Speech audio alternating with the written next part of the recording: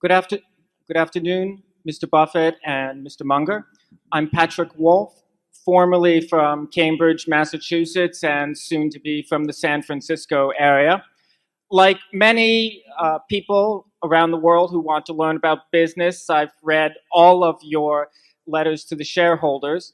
And like many people here in this room, I was so impressed that I bought a piece of the company.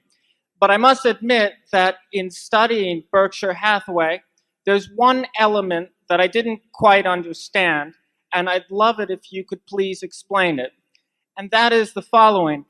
How does Berkshire Hathaway add value to the various wholly owned companies in the manufacturing services and retail division? And the reason I ask this question is, as you yourself said earlier this morning, it's very difficult in a negotiated purchase agreement to buy a company for anything other than what it's truly worth. So if Berkshire Hathaway is going to create value by buying such fantastic companies as the Nebraska Furniture Mart or See's Candies or any of the other fantastic businesses we have, there must be some way in which Berkshire Hathaway adds to that value. Could you please explain how we do that? In certain specific cases, case of General Re being the most recent example, we actually laid out in the proxy material why we thought there was at least a reasonable chance that the ownership by Berkshire would add value, and we got into various reasons about the ability to use the float and tax advantages and the ability to move faster around the world and that sort of thing. So we've actually spelled that out in that case. I think in the case of something like Executive Jet, you might well figure that there are some reasons why association with Berkshire would put Executive Jet on the map and in the minds of people who could afford to buy fractional ownerships of planes faster than might otherwise be the case. But usually the situation, so there are specific cases where we bring something to the party, but the biggest thing we bring to the party on a generalized basis is what I spelled out a little bit in the annual report this year in talking about GEICO.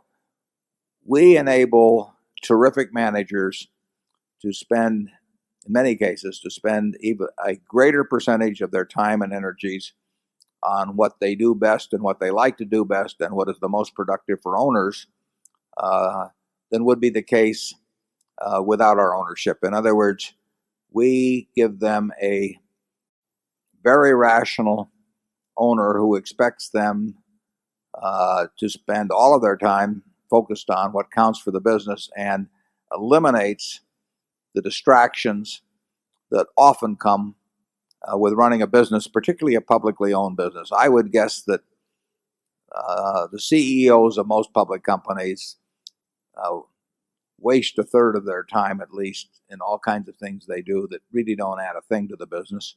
In many cases subtract because they're trying to please various constituencies and waste their time with them that take the company backwards.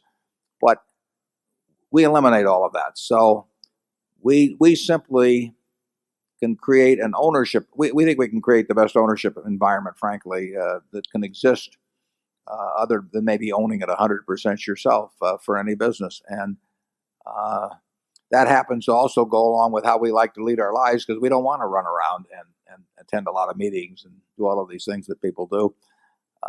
And that can be a significant plus. I think that GEICO has probably grown a fair amount faster as a subsidiary of Berkshire than it would have if it remained an independent company, although it was a hell of an independent company and would have continued to be one.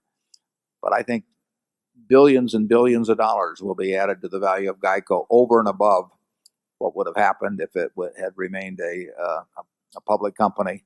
Not because, as I put in the report, we haven't taught the management one thing about the classification of insurance risk or how to run better ads or anything of the sort. We've just let them spend 100% of their time focused on what counts. And that is a rare occurrence in American business. Charlie? Yeah, just not having a vast headquarters staff to tell the subsidiaries what to do. that helps most of the kind of subsidiaries that we buy. They are not looking for a lot of people looking over their shoulder from headquarters and a lot of unnecessary flights back and forth and so on. So I would say most of what we do, or at least a great part of what we do, is just not interfere in a counterproductive way. And that non-interference has enormous value, at least with the kind of managers and the kind of businesses that have joined us. In a great many, you have to see it to believe it, but in a great many corporate operations, the importance of a large group of people is tied to how much they meddle in the affairs of other people who are out there doing the work. And, we stay out of the way. And we're appreciative owners and we're knowledgeable owners. We know when somebody has done a good job, and we know when they've done a good job when industry conditions are terribly tough. So we can look at our shoe operations, for example, and they are in tough industry conditions now. We've got some absolutely terrific people, and we are knowledgeable enough about that so that we don't go simply by a bunch of figures and make a determination whether people are doing the right thing.